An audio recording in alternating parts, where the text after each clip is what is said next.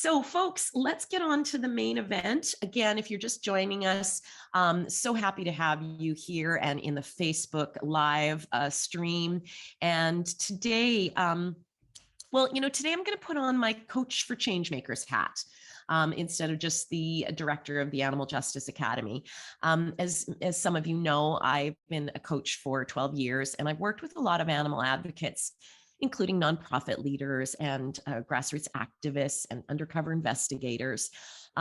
Because as I've preached over and over again, this is really hard work we're doing every day. We come to animal advocacy because we feel so deeply for the animals, or we have such a strong sense of justice for the animals. And then we're beset with just all of this abuse and all of this injustice around animals. So it's just a really hard place to be.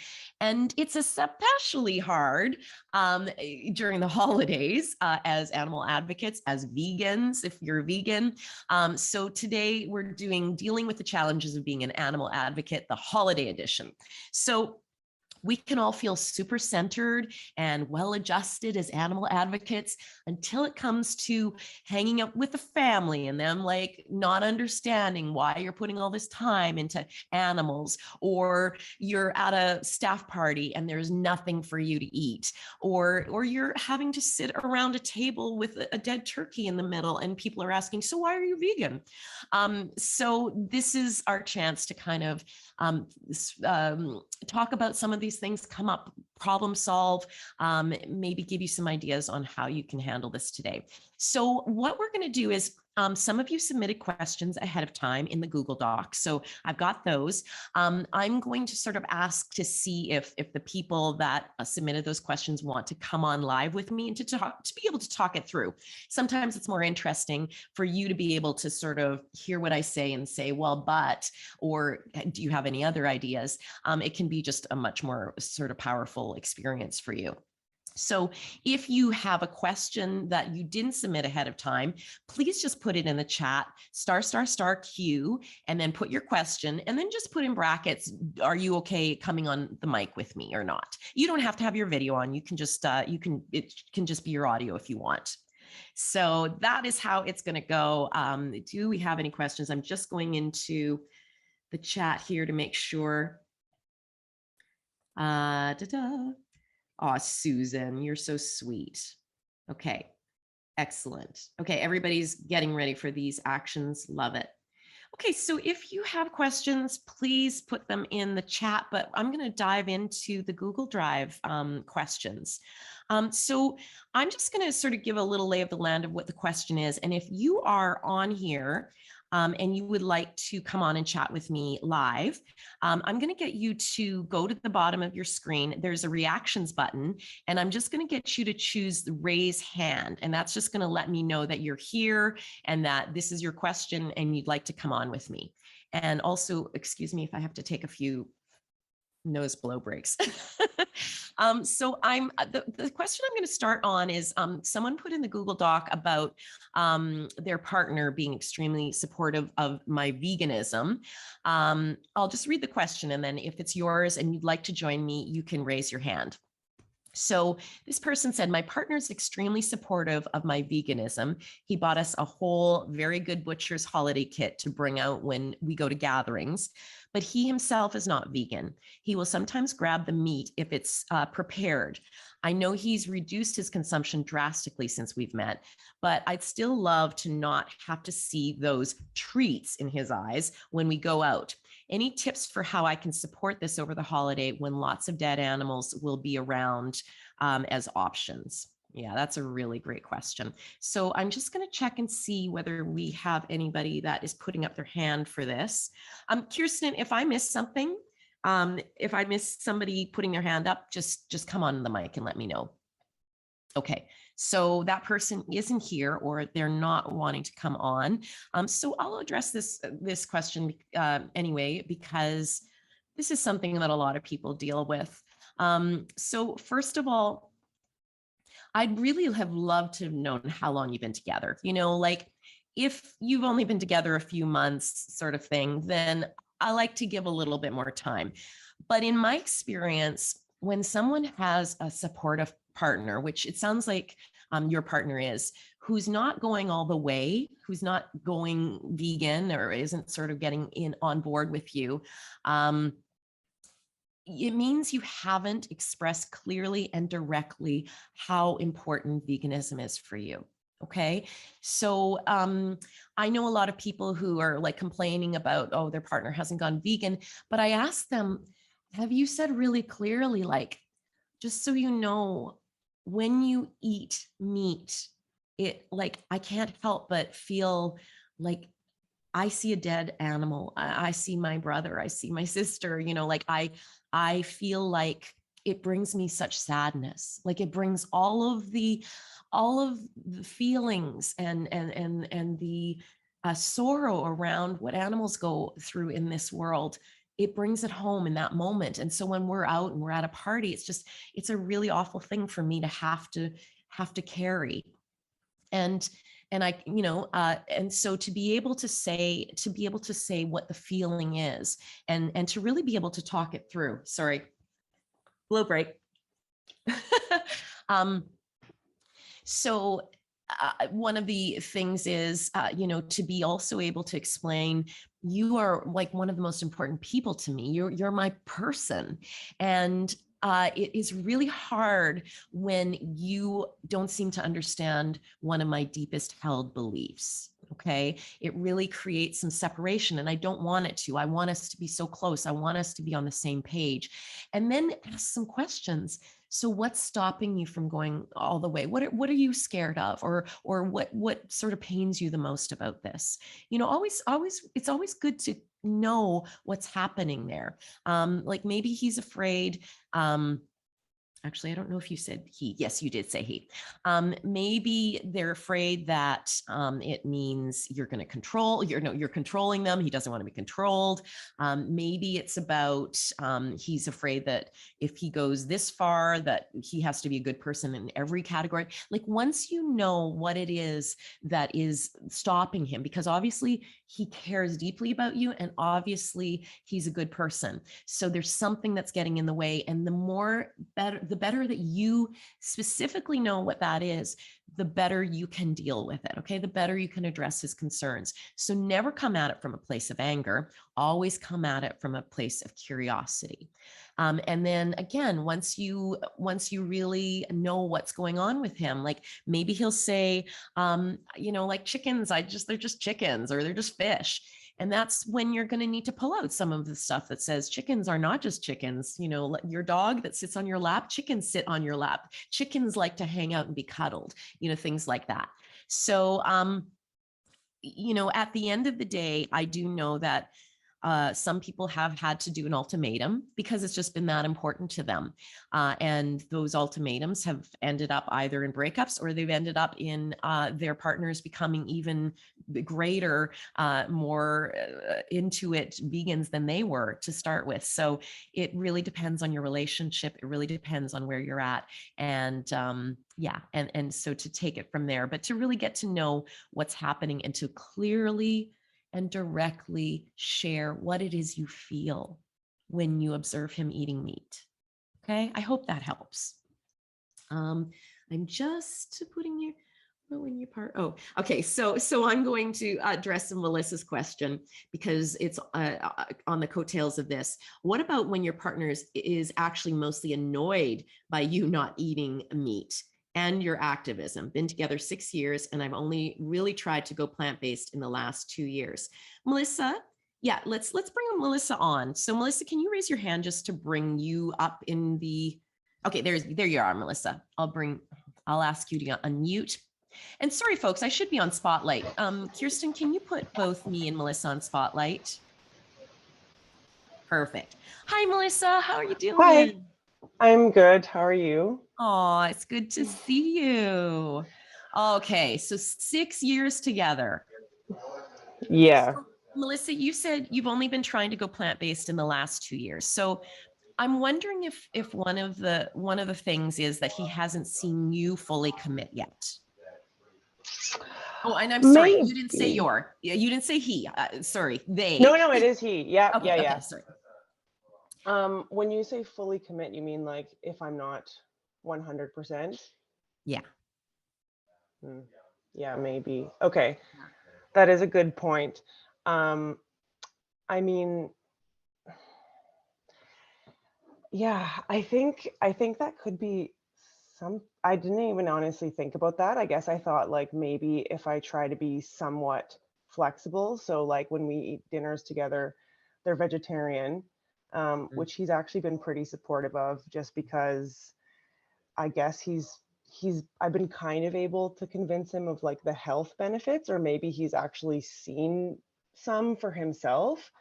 Um, but I also find that I think it's part of some sort of kind of almost like cultural or family identity. So he is from Ireland and they grew up like, with literally sheep outside their window and then like eating lamb roast when I'm there and like dairy with absolutely everything. So like when I'm there already, they already think I'm like this crazy hippie Canadian.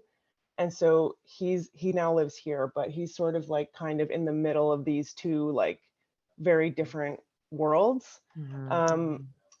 and so I think he's trying, I guess, in his mind, his best, but it's still like I can totally tell, like, sometimes he will just, make comments or like for Christmas every year or holidays, him and my mom will be like, well, us two will be there and there's another meat eater there. So like we can have a roast and like thank God. And I'm like, I'm so happy about this. And it's just like, okay, yeah, like obviously, even though you can support me, you're like annoyed by this and like you just don't get it? Yeah, yeah. Well, and so the fact that I'm imagining, because you're an Animal Justice Academy, that you've been moving towards being plant-based because of the animals, Yeah. for Yeah, animal ethics. exactly. Yeah. And so maybe that the way that you've been representing it to him and the family has made them think it's more of a health thing, and that you're just being sort of a picky, that you're No, just, no. Okay. So sorry. no, no, No, no, they no, the he good. I want all the yeah. information. Absolutely. So they know you're doing it because of your love for animals. Yeah. Okay. Yeah. And are they animal lovers in other, like, are We there have other a animals? dog. They have a dog. Yeah. And do they love the dog? Yep. Love Okay. her. So one thing that I think it's important is, it's a paradigm that people just don't get. Like, it seems like a no-brainer Yeah. to us, but it's like, okay, this animal's in this category and this animal's in this category. And if they grew up sort of with farmed animals being sort of treated as objects, as property, that's all they've looked at them as. They probably never explored how much more deeply they go. I mean, that's one question you can ask, is you can ask, Hmm. like, when you were around these animals, did you see any signs of personality? Like, did you see any signs of suffering? Like, what was it like? Like, did you know they were being slaughtered? How did that feel? Like, just not in a Hmm. challenging way, but I'm just curious because I didn't grow up with animals around me. It might just be an Yeah. interesting way to see, I mean, he may just have such a disconnect because I mean, I know I grew up in prairie country, I grew up in farm country, and we were told from a very early age, like, if I'd ask about, like, isn't it bad to eat animals, they'd be like, don't be stupid, that's naive, that's, like, it was Yeah. just so, indoctrinated, right? um Hmm. One of the other things that I'd suggest, Melissa, is there's a really good video that Melanie Joy, Dr. Melanie Joy, Hmm. who has done a module in Animal Justice Academy. It's called The 2 Words to Say to Vegans That Changes Everything. I'm going to put this in the chat because it is a really good video to show people, because it doesn't have any, it's animated. It doesn't have any gruesome things, but what it does is she takes the viewer through the idea of, what if there were farms that raised dogs, dogs and cats Hmm. to eat. And it takes them through all the pieces of what farmed animals go through, the horrible conditions, and then being shipped to slaughter in these, terrible conditions. And then all this, and then it takes you through sitting at the dinner table, and there's this dog in the middle, and it breaks your heart, and yet nobody understands, and you get deeper and deeper, and then people Yeah. think you're bonkers. And it's just, I think it's a really great video to kind of interrupt that paradigm, disrupt it. Yeah. I think that would be a really good idea. I mean, I'm going to add one more Yes, thing about please my dynamic, but go like I for it. can go off video and other people can talk about this, but one Mm. interesting thing is, so like, as I've sort of learned more things, I've definitely been also more interested in like the advocacy and the legal environment and all of this kind of stuff. But my brother has actually been vegan for 4 years, Oh, and okay. my sister's already vegetarian. But Hmm. my brother is like different than me in the sense that I don't think I'm preachy, but he's very not preachy. He's like almost like Zen monk vegan. So he's just Hmm. like very confident, but not trying to convince anybody. I mean, his girlfriend already became vegan because she already was like an animal lover and was like, oh yeah, how can I be an animal lover if I'm not vegan? But I find that like I feel, and I don't know if anyone else feels like this, but like I feel like people respect him more, even though he's way like, he's around meat eaters all the time. And even my boyfriend, I'm like, I talk about this all the time. I'm like, can you see that? Like, look at this video, look at this, like, animal suffering, whatever. And he's kind of just like, will brush it off more. But then, like, to my brother, I see him actually asking, like, sometimes inquiring questions. And I'm like, is that like, also, first of all, that's unfair. But secondly, like, is there something to be said about that? Like, and my brothers may be totally fine with just, I guess I'm seeing this and I'm like, this is kind of within my control, so I should do something about it. Whereas he's just taken the approach of like, people can do this if they want, if they don't want, and it seems to have gotten him a lot of respect. So that's one other random thing in my family dynamic, which Oh, yeah, kind of frustrates me with my own boyfriend. But absolutely. yeah, if Well, other people want to talk on that, that's yeah. so Melissa, so yeah, that's really good to know. And let's put the partner and your partner, your boyfriend in one category, and let's put your family in the other category, because your partner is a Yeah. whole different ballgame, because they're supposed to be your partner, like they're supposed to be Yeah. sharing everything, right? But your family, I always say, as far as trying to convert your family, you are often not the right messenger. Okay. In our Yeah. family dynamics, we tend to be like, our parents still think of us as little kids. What do they know? Or you're pigeonholed into this place. Oh, you're the bleeding heart, Yeah. or whatever it is, Yeah. Yeah. You're the And bossy so, oldest. yeah, Mhm. and so they can easily dismiss it, and so I say there are millions of people out there that are waiting for your information, that are waiting for your influence. Okay, and the amount of emotional uh, labor that you're spending on your family could be used so much better. Okay, Mhm. because again, sometimes you aren't the right messenger. So, for example, I have a friend who, for 10 years, was trying to get her mother to stop dairy. Okay. All the videos, all the health facts, everything. Yeah. And then she said to me a little while ago, she said, my mom just went like fully vegan. She got rid of milk. She got rid of dairy. And I said, what was it? She said, oh yeah, my mom came and said, oh, I've gotten rid of dairy. And she asked why. And her mom said, oh, I was talking to this woman in an elevator. It's Yeah. like, and she was just about to pull her hair out. She's like, oh my God. But sometimes they just can't hear us. Okay. Yeah. And so it's okay to take that weight, that obligation off your shoulders with your close family. Okay.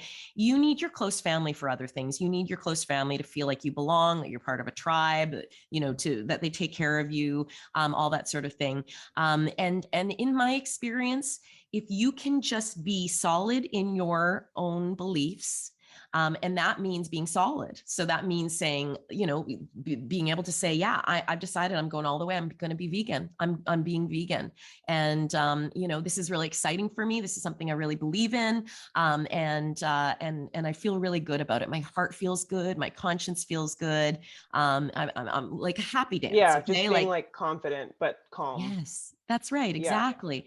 And that really, nothing about how you deal with them should be angry. Okay. It should be, it could be questioning. I'm not saying to hide it from them. I'm not saying to not bring it up, especially if they bring it up, Mhm. but always do it in a way that is that allows the conversation to be had, because they are probably seeing you as somebody who's just really set in their ways, and, you know, and is just going to tell them exactly what, you know, what she wants you to know. What to do. Yeah. Yeah, exactly. And instead asking questions, and just sort of saying, where does that come from? And that's especially the case with your partner. Like, you need to be able to say, okay, what makes you like, what makes it okay for you to eat this turkey, but not your dog? Okay. And Yeah. find out what he says. I mean, Yeah. I had a friend once that I asked, you know, because she said to me, I said, why are you still eating meat? You know, and we're good friends, right? And she said, well, aren't animals put here for us to use? And she's an atheist. And I said, do you have any idea that that idea comes from, you know, Christian Judeo beliefs? And I was able to really talk her through it and go, that's bullshit, you know, like, Yeah. and get them to understand where those beliefs come from. And again, I didn't do it in a mean way. I went, sweetie, you know, you're not religious, you hate religion, and yet you're spouting this stuff. So if you were to get much more clear about what it is that is stopping him from connecting, you'll be able to deal with it much more effectively. That makes a lot of sense. So questions, questions, and don't fight everything. Just take with the questions, because sometimes with the most stubborn people, you just really, they need to unfold into their own answers. Yeah. Okay. Yeah. Okay. And once you have made the commitment and you're like, I'm vegan, I'm doing this feels good in my soul, then, you know, after a while, and you stuck with it, and he's seen that you stuck with it, and this is Melissa for now on, then you can have some chats about what I said, you know, to the previous question. Like, this is a really deeply held value for me. And it would mean the world if you understood it, and you really got on board with it. Yeah. Okay. Okay. But you need to prove that so it's much. and you need to prove that it's a deeply held, you know, value. Because if you're a little bit wishy-washy, then he's like, well, she's the one who's passionate about it, and she's not even going all the way. So why should I? Yeah. Does that make sense? Totally. Yeah, Okay. it does. Love it. Thank you. Melissa, thank you for coming on and sharing. I hope that No helps. problem. And I wish I like dressed up for it. Oh, no, Wasn't don't planning worry on about but- it. Can you see my red nose from blowing my nose too much? Not really, but Okay. I appreciate it. Thank you. Okay. Thank you so much. Thank you, Kirsten, for doing that. Okay. I'm just, yeah, so there, and Melissa, people are giving some suggestions in the chat as well. There might be some other ideas for you there. Yeah, Kate says it's reinforcement to hear these messages from a variety of people. I think we all have to remember, as animal advocates, folks, that I remember when I started animal activism, one of the things I heard that really stuck with me and helped a lot was that a person needs to hear a message 21 times in a different way from different sources before they really get it. Okay. And so I don't know if it's actually 21. I mean, that's a guess, but I guess some research has been done around that. And so understand that you might be only the second person, and the reaction might be very resistant, and that's okay. You're planting seeds. Okay. By attending and just being a cool vegan at your family affair, even if you don't delve into the issues, and you're just making it look delicious, and you're looking healthy, and you're feeling good about your decision, that is a strong seed planted. And sometimes we're lucky enough to be the 21st, and we're the one that's standing there when they go, oh my God, I get it now. I'm going to do this. And that's rewarding, but often you're going to be the other 20 times. Okay. So just have patience and know that you're sowing the seeds. Okay.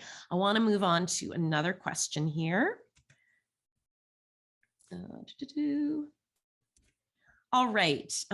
So we have somebody that is here said they have a question. Dee, do you want to come on and we will do your question? So you can put up your hand, and then we will handle your question, whatever it is. Do we have Dee here? Okay, no. Kirsten, are you taking a look to see if we have Dee here? Hello. Oh, there we go. Hi, Dee. Can you spotlight her, Kirsten? So I'm not on video because I'm out right now. Yeah, no problem, Dee. That's why you can't spotlight, I guess, Kirsten, is because she's just on video. Okay, Dee, I have your question here, but I'm not sure which one it is because I mixed up the order. So just give me a little hint about which one it is. Yeah, I was the third one, but I can say it out loud. Okay, sure. So I'm having a holiday party with my office this week, actually. And my office is a small group and I know everyone pretty personally. And so there's going to be a few different activities that we're doing, and one of them is going to be a dinner. And we've had dinners or meals together in the past. And I've always just really not liked sitting at a table, not really feeling able to say how I feel because this is a professional setting. And I mean, I have in the past like eaten with my family and I feel like I've said my piece, and there's not really much I can do. But when it's my office, I just feel like I'm being expected to kind of sit and smile and not really be rude about how I actually feel about it. And they do try to be considerate in their own way. Like they always make sure there's a vegan option for me. They once let me cook vegan for them and they really liked it. Somebody said that they were actually more open-minded towards tofu after that. So Nice. so I've thought of that as maybe a redeeming part of that experience with my coworkers. But overall, I just tend to feel really negative about it. So I took a step by asking my boss actually if it was okay that I sat out of this dinner.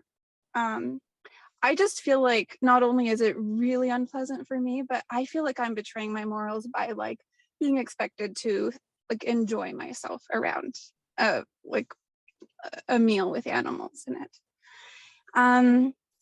Yeah, and like even though my boss has been pretty considerate in the past, I get the feeling that she's not, and she disagrees with veganism and probably is irritated with me.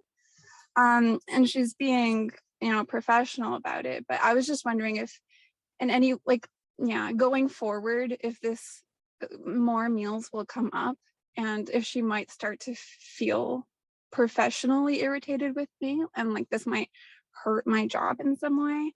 And the second part was if I did the right thing, because like there were a couple of positive experiences I had like with that person who was more open-minded towards tofu after letting me cook for them. But if I do like refuse to sit at these meals, I wonder if I'm losing that. Yeah, Dee, that's hard. So a question, does your boss know sort of why you're vegan?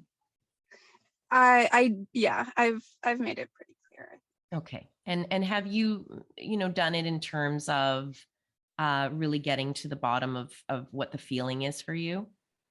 No, I don't talk about my feelings that much. I just say that I love animals. I don't eat them. I volunteer Mhm. at animal sanctuaries where they've been saved from that sort of Mhm.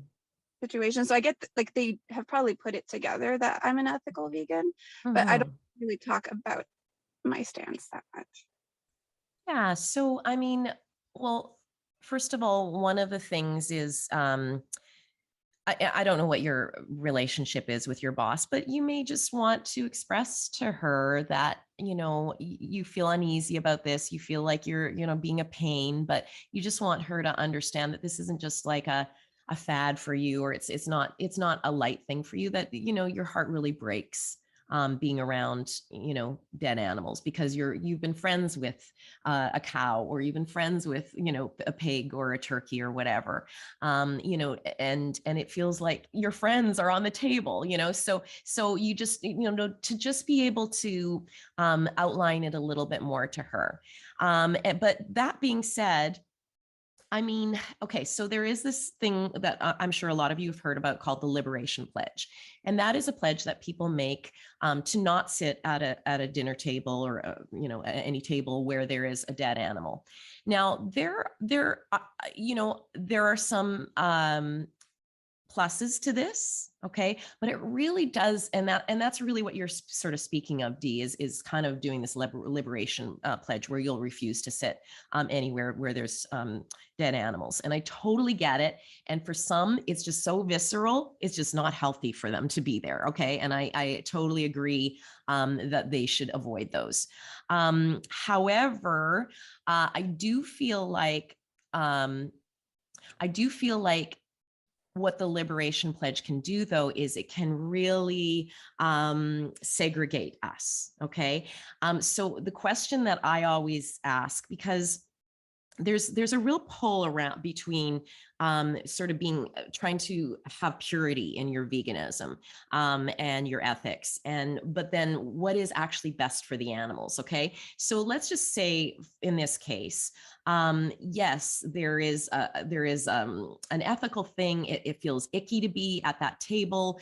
You don't know if you're doing right by the animals, but on the other hand, by you being there, by you modeling being a healthy, sort of well-adjusted vegan who has great food to eat and is, is really sound and appreciative of their position, that can do more for the animals. So the question I have people ask themselves is, what's going to help the animals more? Is it going to help the animals more for you to sit out these dinners?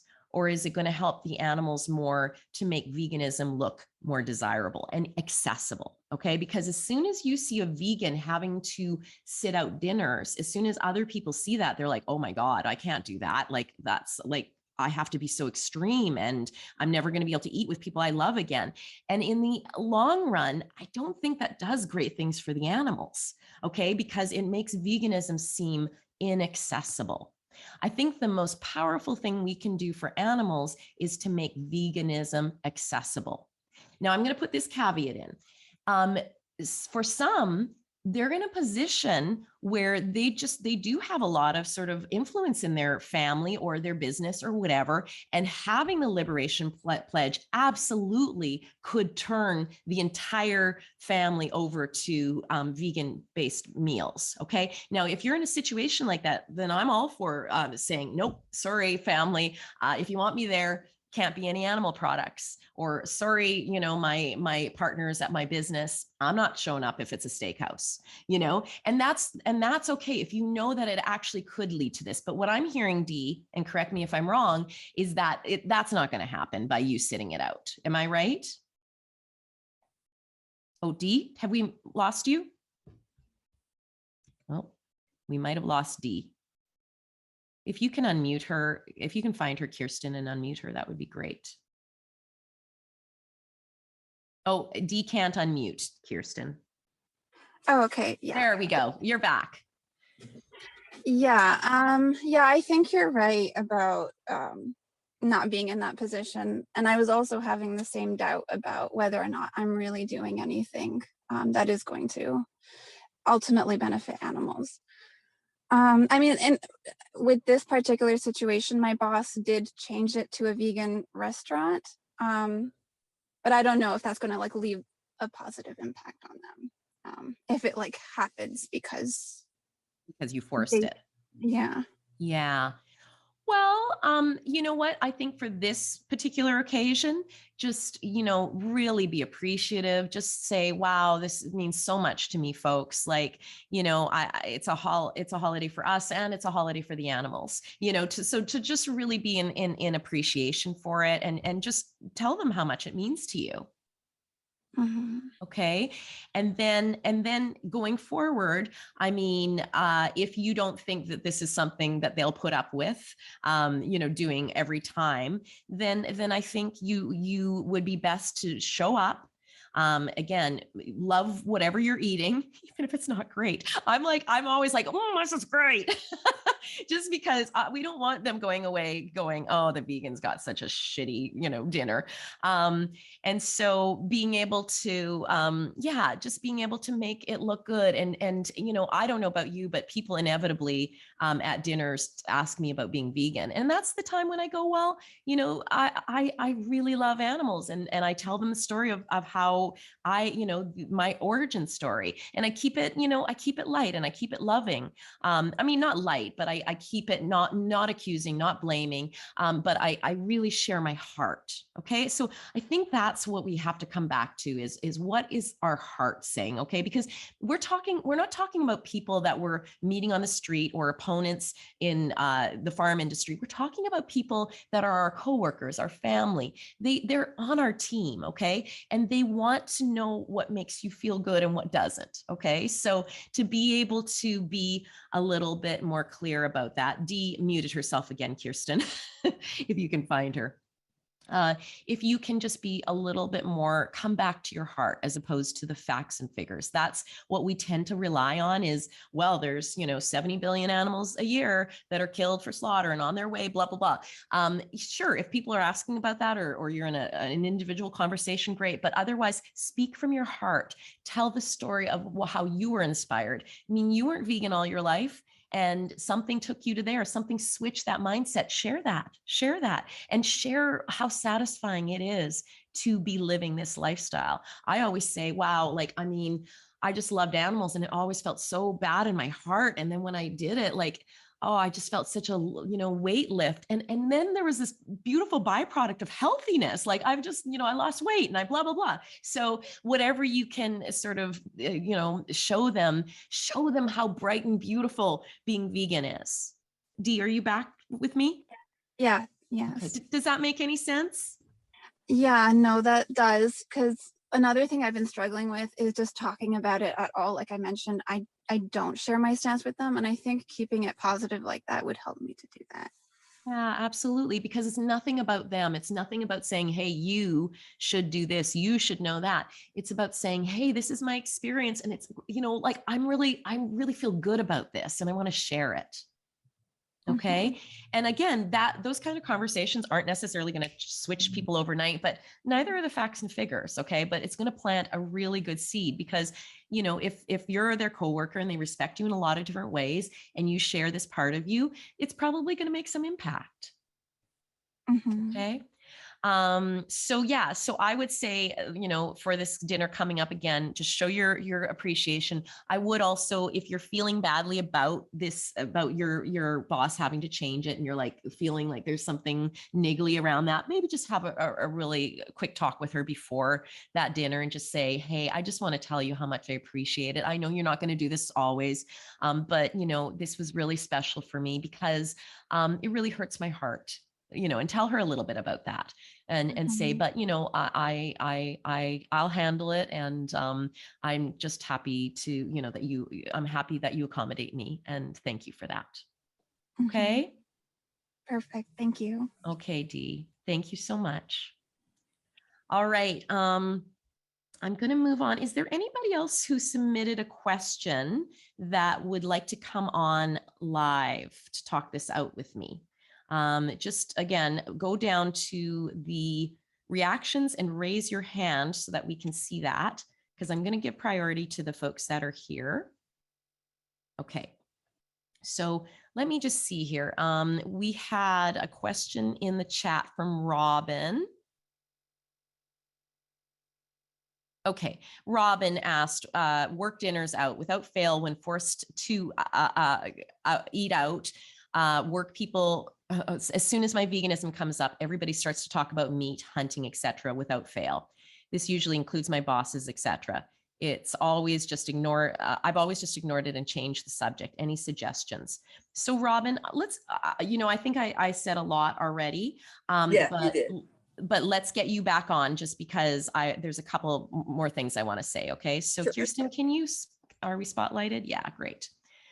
So Robin, I think it's just important to have your voice in the conversation. Okay. So again, it can be done in a, not everybody's able to sort of do it in a easygoing way, but I think probably you are, Robin. And for you to just be able to get to the heart of it, okay? To just be able, sometimes it helps to have humor. Like for example, if they start talking about hunting, you can just put up the hand and say, vegan here, you're going to make me cry, something like that. Okay. I do that actually. Okay, good, Yeah. excellent. So that they're familiar with it. Doesn't stop them. Doesn't stop them. Still happens every single year. And your bosses, and how close are you to your bosses? Not very, we see each other once a year. Okay, got it.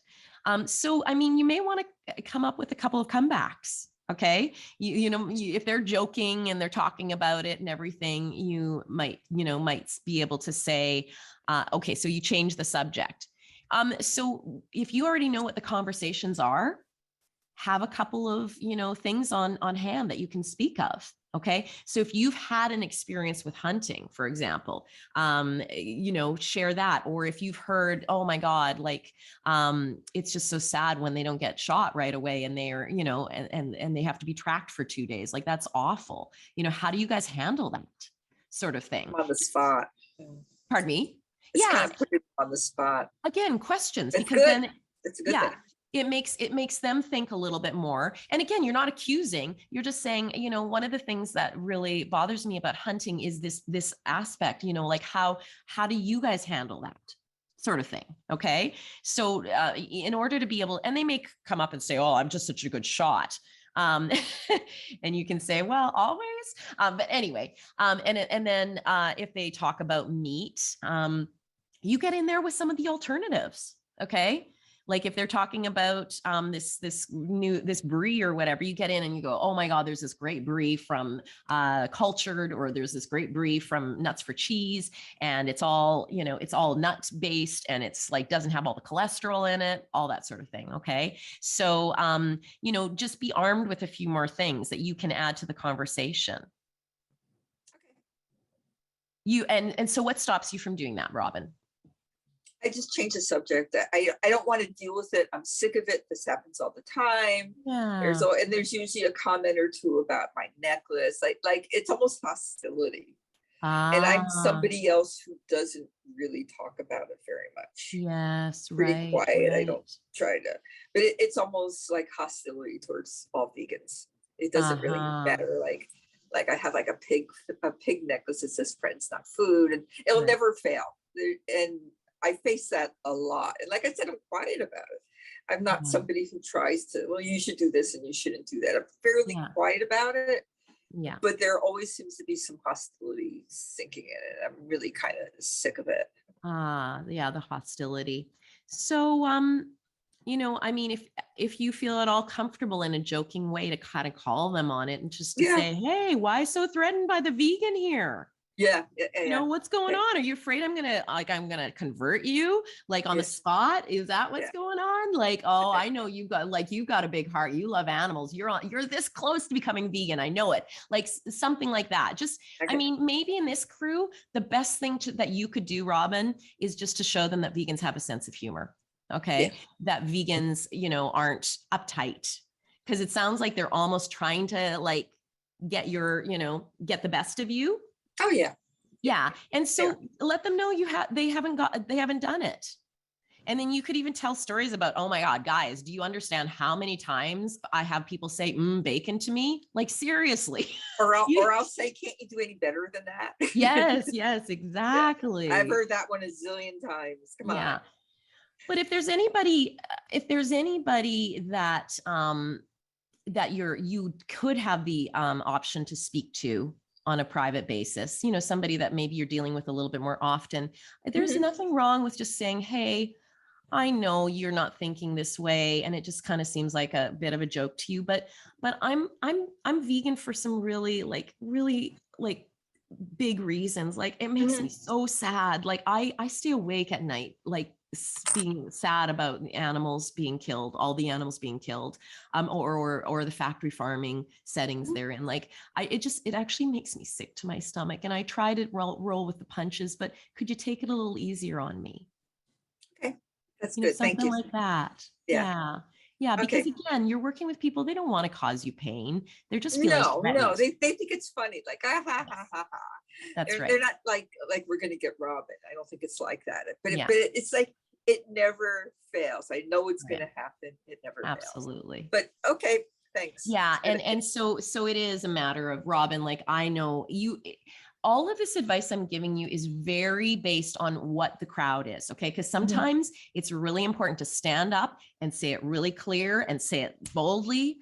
And sometimes that's not going to be the right thing for the animals, okay, Right. depending on the crowd. So that's always the question, folks, that I want you to ask. What is the better option for the animals? Okay. What is going to draw people more towards caring about animals, not eating them? What will, you know, so for your group, it might be humor. For another group, it might be like, guys, I got to lay down the law. Like, this is, you all say you're, you know, really social justice sort of oriented, yet you're not showing that in how you're eating. Like, we need to have a talk about this, because that's not in your best integrity. I know you're good people. You know, I feel like this should be a no-brainer for you. Okay. But for you, Robin, as I know with You're right. one side of my family, I know, like, I remember having tofu or veggie dogs, and them all making fun of my veggie dogs, and then it dropped and the dog wouldn't eat and they're like, the dog won't even eat it. Ha, ha, ha. Now, if I'd gotten all upset and, you know, and everything, and gone, you don't understand my feelings, that is the wrong tact for my family, that family. Okay. They would have avoided talking about it forever. On the other side of my family, however, if the same thing had happened, I would have been able to say, guys, seriously, I'm trying my best to be a good person in this world, and I care about animals. This isn't really funny to me. Okay.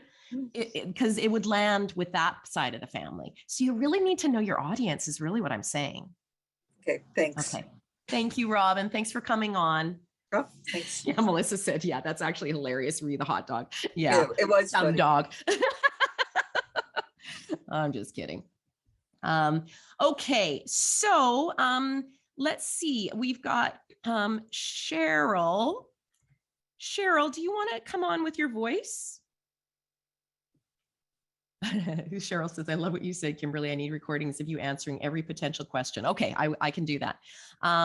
So Cheryl asks, it's gotten to the point that whenever someone seems potentially open to discussing or even veering towards the vegan topic, I get so anxious because of past experiences that I freeze and avoid the topic, because I feel that handling the topic poorly is worse than not diving into it at all.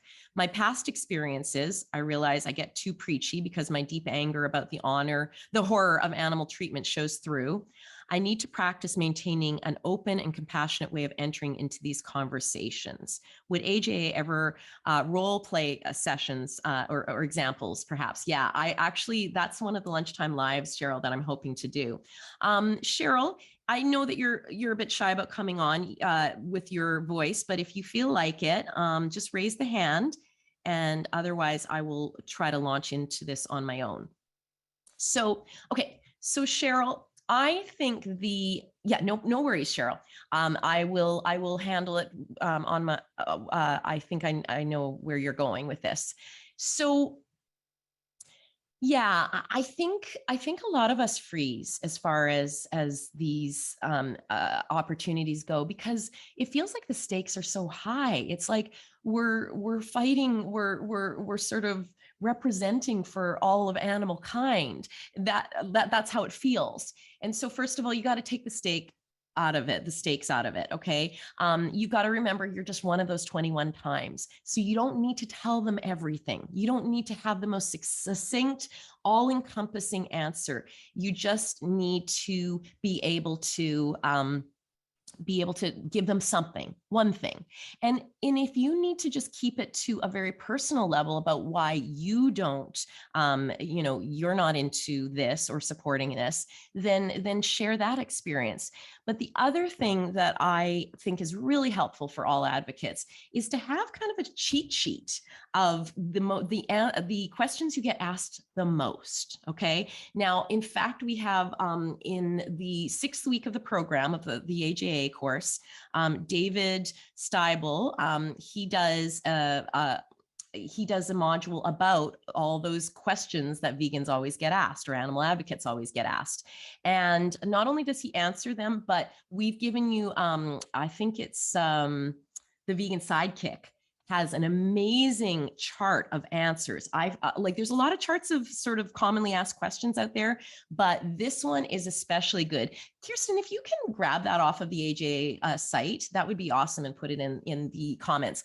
But so he, in a very succinct way, answers all of those questions that you get. Now, what I've done over the years is I've sort of taken those questions and I've just reworked them a little bit to my own. And I have them on hand for social media. It's amazing because someone can have, can be on social media and saying, what about blah, blah? I just copy and paste. I got an answer for pretty well everything. It takes me no time. And so, yeah, so Kirsten put it into the chat. And so I think even if you came up with the top 10 questions that you seem to always get asked and you're not sure how to answer, like for a long time, I had a hard time explaining to people why soy wasn't dangerous. I knew it wasn't. I looked through all the studies, but to find a succinct way and to be able to say, well, the estrogen that you're afraid of, it's actually phytoestrogens, and phytoestrogens have none of the power of estrogen. But you know what does? Dairy has actual mammalian estrogen. So I was able to sort of get really secure with a succinct answer. So I think that's what I would suggest right off the bat. Don't bite off a bunch, but do 10 questions that you're like, I really would like a good answer to that. Spend a bit of time on it. Don't make it too big, and just really memorize them. That's kind of what I do.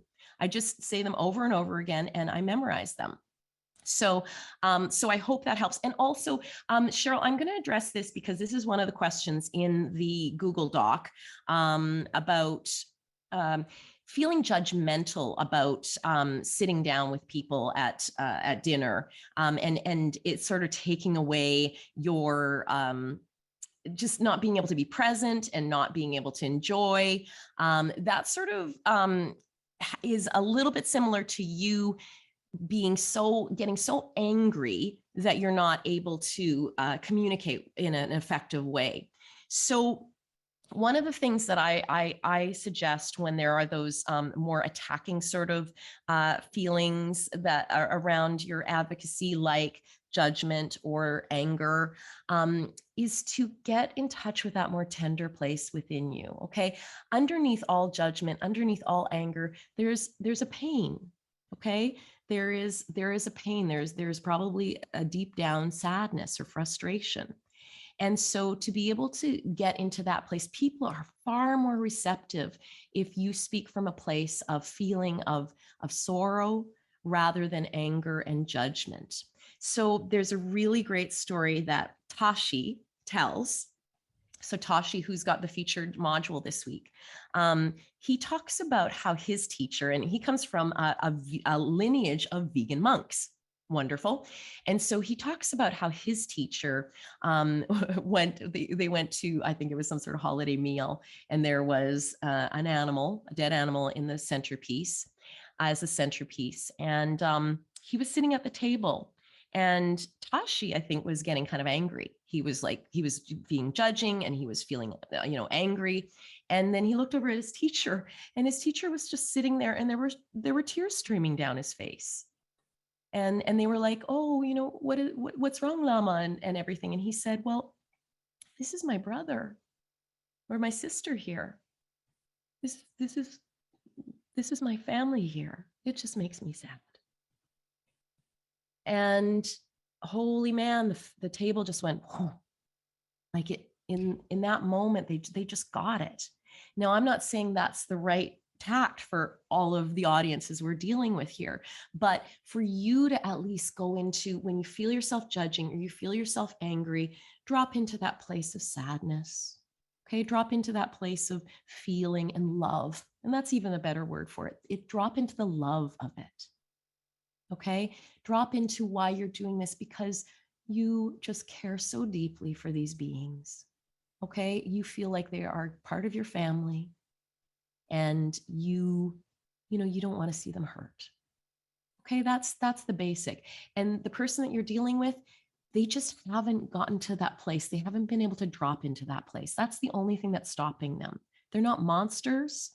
You know, they may seem like they're willfully ignoring the issues, but it's because they don't have the bandwidth or the capacity at this moment to get it. Okay, that doesn't mean that they're not going to get it eventually or in the next second. And so again, treat them as a potential ally. I've said this a lot in these sessions. Treat everyone like a potential ally. Okay, how do you treat a potential ally? Well, you figure out what's happening for them. You tell them what's actually really happening for you. You know, you talk to them in a way that you feel like they're an ally as opposed to an opponent. And if you use that as your foundation, it is amazing how much more accessible you'll become, how much more effective you'll become. And it's like you'll draw people into you. That's the problem with blame and anger and judgment. It repels people. And again, is that the best for the animals? Sure, you're getting your points out there, but in the end, making people go running, is that the best for the animals? No. The more that you're bringing people in and they're really connecting to you and listening to you, the better. That is what's good for animals. Okay, so I hope that helps a little bit, Cheryl, and also the person who didn't put their name in the Google Doc. I hope that helps to be able to give you a little bit more to work with in this area. So folks, you're very, yeah, okay, good, Cheryl. I'm so glad that helped. So folks, I think we've covered pretty well the topics of everything. Let me just be, and I know we've gone over time and I don't want to keep you, but let me just do one last check because some of the questions are a little bit different, but I think we've pretty well covered it. Oh, I know, you know what, sorry. There is one question, and please feel free if you need to leave, but I wanted to honor this person that is a school teacher. And is the school teacher, Christina, is Christina on here? Because I don't want to leave Christina's question out. Christina, if you're here, you can raise your hand, do the raise hand function, or just wave and Kirsten will find you. But I'll read the question from Christina. She says, I'm trying to teach animal studies at school, 9th grade to 11th grade. And it's very difficult because of the extremes at which I find the kids. Some are vegan, knowledgeable, and committed to animal welfare. And for them, sometimes talking about animal suffering is too much. I had 2 cry during class. Others use a variety of the usual defenses for their meat eating and seem bored by the whole discussion. How do you talk to teenagers without traumatizing some while reaching others? It's much easier at the university level where people are grown up and we can discuss matters on the intellectual level. So Kirsten, no Christina here, right? Okay, so Christina, I'm going to just address this question without you here. But the first thing I'm going to say, Christina, are you part of the Educators for Animals group that Mike Farley started? Mike Farley is an AJAer and he has Educators for Animals in Canada. And it's also, they had a conference in the summer that was amazing. Now, he could hook you up with all sorts of actual studied sort of approaches to humane education. He's done a huge humane education program. He's got lots of resources. So if you would like to tag me in the Facebook group or send me an email, I will hook you up with Mike and he can give you some actual facts and figures. But I'll just talk about this generally, okay? We need to remember, Christina, that teenagers, they're pretty self-centered. Okay, they're at this place in their life where they're really coming into their own identity. They're really trying to form an ego to protect them from the world. And so it's really important with teenagers or anybody else who's self-centered to bring it back to them and get really clear on what they can resonate with. So I find the best thing to do is almost the foolproof way is animal companions. Do you have a dog or do you have a cat? Why do you love that animal and not the pig or the chicken? Why do you love dogs and cats and not the pig and chicken? And then ask questions, okay? Questions. Because again, just like those stubborn coworkers that I was just talking to Robin about, they need to come upon their own ideas, their own opinions. You need to just create the space for them to explore that. Okay, so being able to start with that, who here, would hate to see your dog or cat or your friend's dog and cat slaughtered for. Jay put the Animal Educators for Animals conference in the chat. Thank you, Jay. How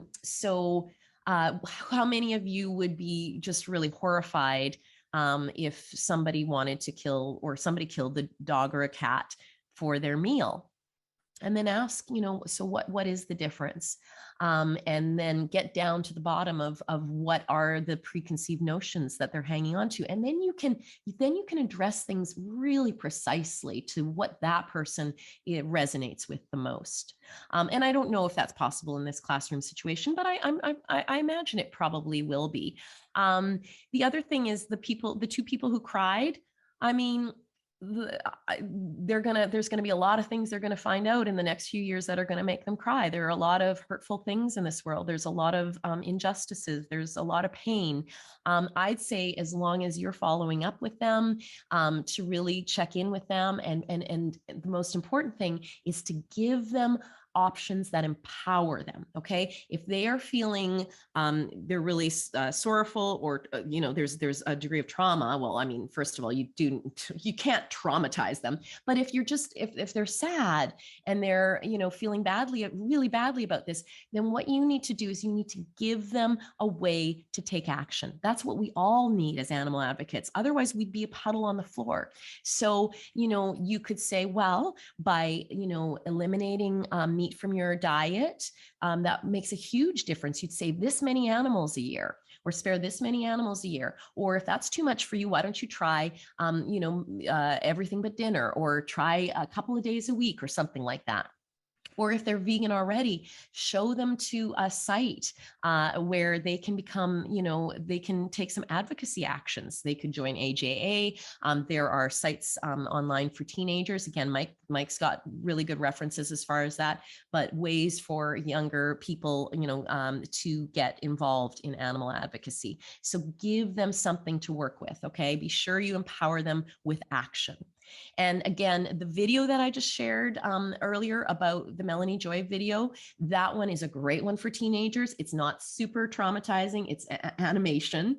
There's no gore. And it really does speak to the thing that most teenagers can relate to. They love their dogs and cats. Okay. They love dogs and cats.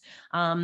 And if you have somebody that goes, well, I don't care. I need my dog. They're a lost cause anyway. Just keep talking. They're listening. It doesn't matter. They're just shaping that ego sort of fortress to keep them safe, and just go, it's okay. So I hope that helps, Christina. And I hope you will get in touch with Mike Farley. Either you can message him on Facebook, or you can get in touch with me, and I will hook you two up. All right, folks. Well, thank you for joining us here. I'm going to take myself off Spotlight. I can, remove Spotlight, and I'm going to go back to gallery view so I can see you all here. We had a bunch of people join while I was busy chatting, so it's really wonderful to see you all. Wait till the end. Now, I hope these sessions are helpful. I'm going to try to do them, once in a while, like maybe once every 3 months. But if you feel like they're, you really love them, maybe we'll see if we can do them as a sort of side thing to be able to support you folks more in this important work you're doing. Thank you. Thank you, everybody. That's really great to hear. And also, I have one more question for you. Our next Lunchtime Live would fall on December 23rd. That's the last Thursday. I think that's probably too close to Christmas for everybody. Can I just take a poll right now? What does everybody think? Would you like to do a Lunchtime Live on the 23rd, or should we skip it until after Christmas, after the holidays? Can't make it. Okay. We can skip it, Catherine says. That's my sort of feeling about it. After is better. Yeah. Okay. Thank you for confirming. I just wanted to make sure. So this is the last time I'm going to see you before the holidays. Folks, I really want you to take some rest time during the holidays. Okay. I know that for a lot of people, there's a lot of busyness, a lot of parties, a lot of family, but you are also working so hard. You're dealing with so much emotional heaviness in this work. So please, please, please, in your schedule, if you can, block off some time for you to just drop out from the world, okay? Cozy in, do things that you love, let things go for a bit. You need to do that in order to rejuvenate, okay? Happy holidays, everybody. Wonderful to see you. Sending you lots of love, and we'll see you after the new year. Bye.